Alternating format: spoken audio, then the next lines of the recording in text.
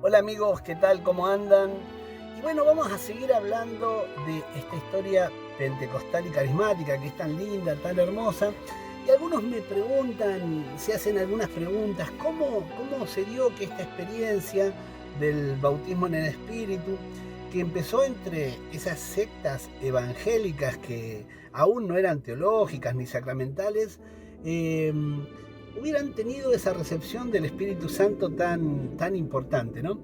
Y entre los que disciernen la experiencia dicen que la humildad, la apertura, el desconocimiento y la sencillez de esa gente los hizo abrir a esta experiencia del Espíritu Santo.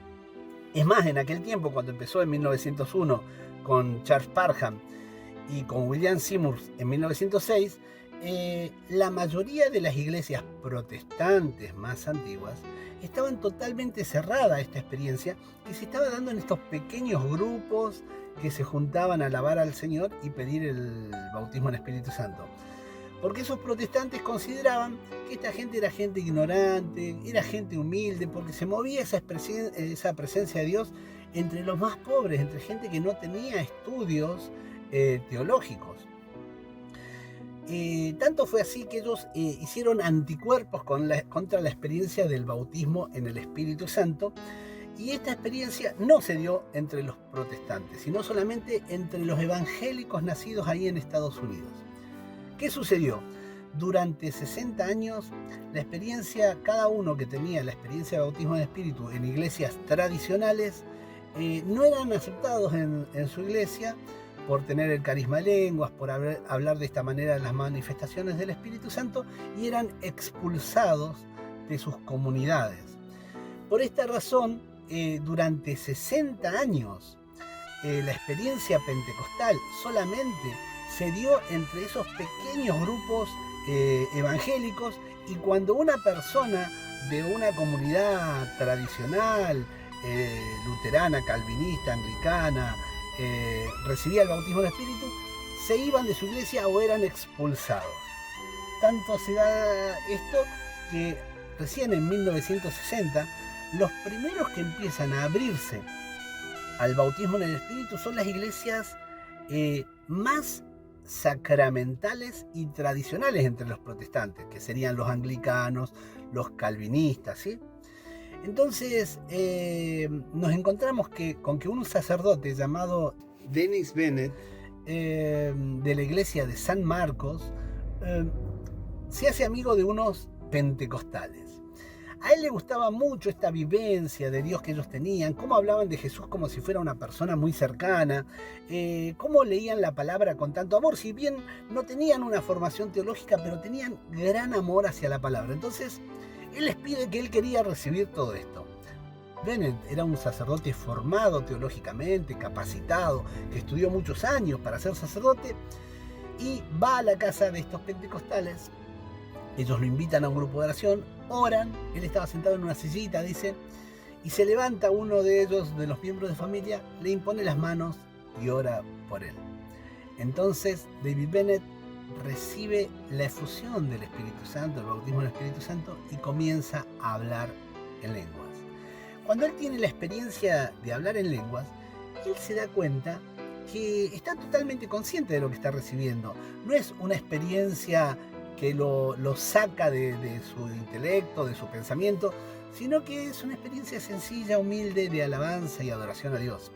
Y él se da cuenta que esta experiencia era como un hablar, que tenía puntuaciones, comas, acentos e inflexiones, ¿sí?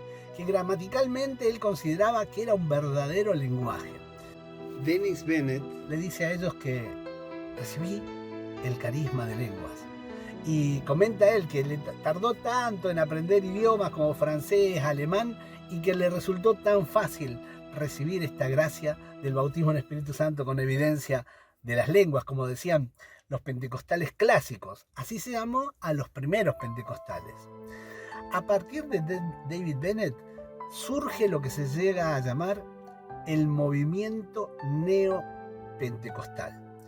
Primero se llamó así porque empezó a invadir a los corazones de sacerdotes, obispos y laicos de comunidades tradicionales como los anglicanos, ¿sí? los presbiterianos, ¿sí? Llega a los luteranos y llega a las cúpulas, a las autoridades de esas iglesias, y ellos luchan para mantenerse en sus templos, en sus iglesias, para que no los echen.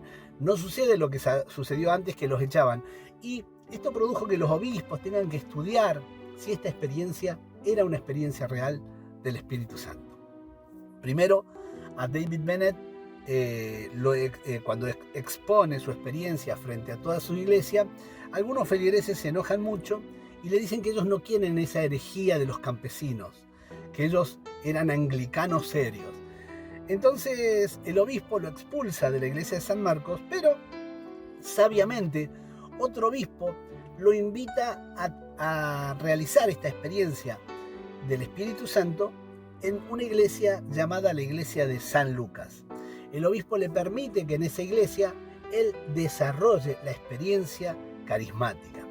Así es como ese lugar se transforma en una cuna de avivamiento espiritual para sacerdotes, obispos y laicos de distintas denominaciones que se van abriendo a las experiencias del Espíritu, al carisma, en donde empiezan a hacer una teología más seria de lo que es el bautismo en el Espíritu Santo.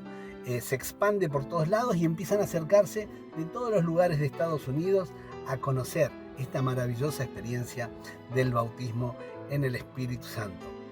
Es así que durante 20 años la experiencia de los neopentecostales va creciendo hasta que ellos deciden cambiarse el nombre y colocarse el nombre de Renovación Carismática, que sería la experiencia que invadiría a todas las iglesias más tradicionales y posteriormente llegarían a la Iglesia Católica.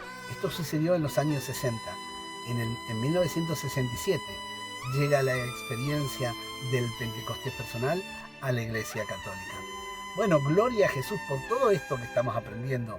Me alegro que estamos recibiendo este mover del Espíritu Santo, que el Papa Francisco nos dice a la renovación carismática, que también entre los 5 objetivos de la renovación está esto del ecumenismo, el abrirnos a las experiencias del Espíritu Santo, a la experiencia del bautismo en Espíritu, a la experiencia de los carismas, ¿sí? Ya lo habría dicho el cardenal León J. Suenens, la renovación carismática será ecuménica o no será renovación. Por eso, hermanos, los llamo a seguir estudiando, seguir capacitándose, seguir abriéndose para ver qué quiere hacer el Señor en este nuevo tiempo de evangelización del mundo, y que me sigas acompañando en la historia pentecostal y carismática, lo que el Espíritu le dice a las iglesias. Que Dios te bendiga y nos vemos.